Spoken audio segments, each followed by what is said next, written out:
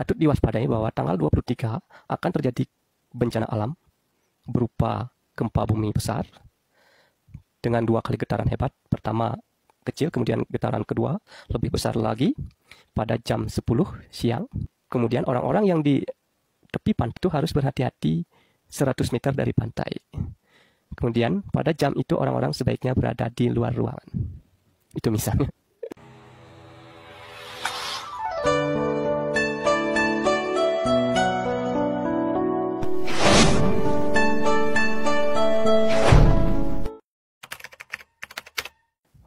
Om Swastiastu, Om Awignam Astu Tat Astastu Namo Siddham. Om Awignam Astu Tat Astastu Namo Siddham. Om Awignam Astu Tat Astastu Namo Siddham. Pada kesempatan yang baik ini, saya akan membahas tentang bencana alam. Belakangan ini ada orang yang meramalkan akan terjadi bencana besar di Indonesia. Salah satunya adalah bencana alam gempa bumi yang diperkirakan sangat besar. Dalam masyarakat, terkait dengan bencana alam itu terdiri dari 2 kubu, terdiri dari 2 pandangan. Ada yang memandang bahwa bencana alam itu adalah alami, terjadi dengan sendirinya. Memang itu adalah kehendak alam. Kemudian dari golongan agama, orang memandang bencana alam itu datang dari Tuhan. Apakah memang benar setiap bencana alam itu adalah kehendak Tuhan? Atau sebaliknya, apakah memang benar bahwa bencana alam itu merupakan memang kehendak alamnya sendiri, memang pola-pola alam itu sendiri? Bagi masyarakat modern, masyarakat yang memahami sains atau ilmu pengetahuan modern, itu cenderung memandang bahwa bencana alam itu adalah atau pola-pola alam itu sendiri. Seperti misalnya gunung meletus, banjir, gempa bumi, dan lain sebagainya. Tetapi bagi mereka yang menganut agama yang berkeyakinan penuh dengan adanya Tuhan, bahwa bencana itu merupakan azab dari Tuhan atau peringatan dari Tuhan atau murka dari Tuhan. Lalu apa sebenarnya yang terjadi?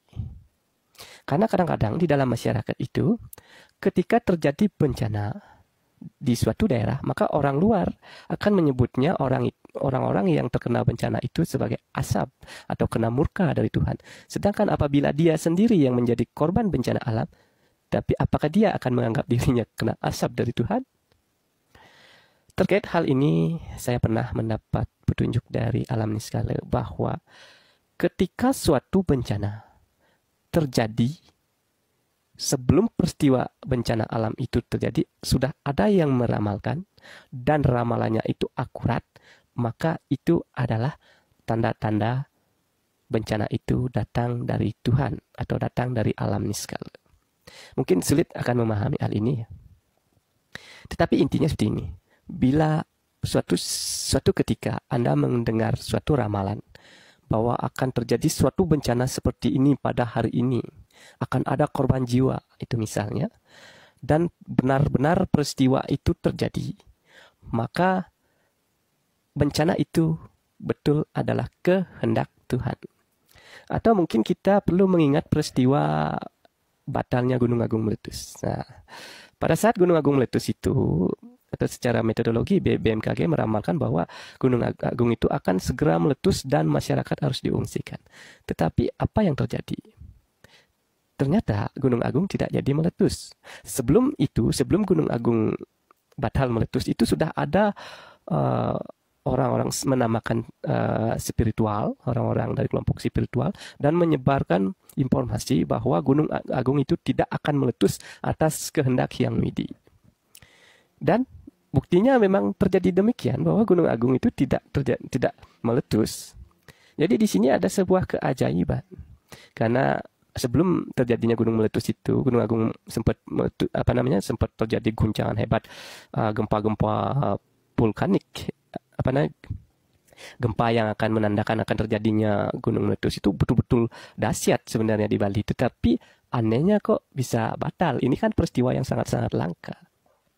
Mungkin agak susah ya memahami penjelasan saya. Tetapi intinya adalah, bila mana suatu bencana yang akan terjadi sudah ada yang meramalkan sebelum terjadi dan ramalan itu akurat, maka bencana itu termasuk bencana yang datangnya dari Tuhan. Artinya, suatu peristiwa dibiarkan terjadi karena suatu sebab. Oke, mungkin saya ambil contohnya adalah ke peristiwa yang kita alami. Contohnya seperti ini. Bila mana ada seseorang mengalami musibah, dan sebelum orang itu kena musibah ada yang memimpikan buruk, maka peristiwa yang dialami orang itu maka datangnya dari alam niskala, bukan semata-mata karena penderitaan secara alamiah. Peristiwa-peristiwa seperti ini dan banyak terjadi di masyarakat seperti hal ini.